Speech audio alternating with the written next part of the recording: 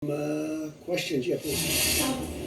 During the pandemic, the Qanon movement appears to be gaining a lot of followers. Can you talk about what you think about that and what you have to say to people who are following this movement right now? Well, I don't know much about the movement other than I understand they like me very much, which I appreciate, but I don't know much about the movement.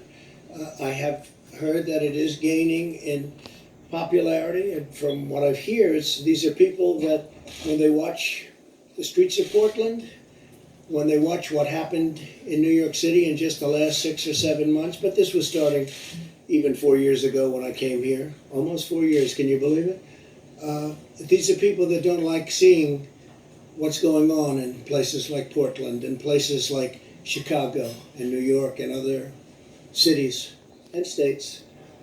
And I've heard these are people that love our country and they just don't like seeing it. So I don't know really anything about it other than they do supposedly like me, and they also would like to see problems in these areas, like especially the areas that we're talking about, go away, because there's no reason the Democrats can't run a city. And if they can't, we will send in all of the federal, whether it's troops or law enforcement, whatever they'd like, we'll send them in, we'll straighten out their problem in 24 hours or less. Okay? Well, at the crux of the theory is this belief that you are secretly saving the world from this satanic cult of pedophiles and cannibals. Does that sound like something you are behind? Or Well, I haven't heard that, but is that supposed to be a bad thing or a good thing? I mean, if I can help save the world from problems, I'm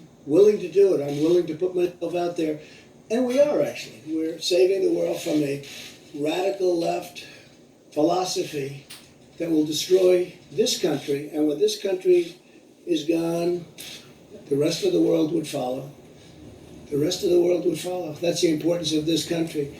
And when you look at some of the things that these people are saying with defund the police and no borders, open borders, everybody just pour right into our country. No testing, no nothing. You know, you talk about testing, no testing. Mexico, as you know, has a very high rate of infection. The wall is now going to be next week 300 miles long. Our numbers are extraordinary on the border. Had that, and this is through luck, perhaps, more than talent, although the talent is getting it built when one party refuses to allow it. You don't hear talk about the wall anymore. But I will say this, we need strength in our country, not weakness. Too much weakness. Yes, John. Mr. President,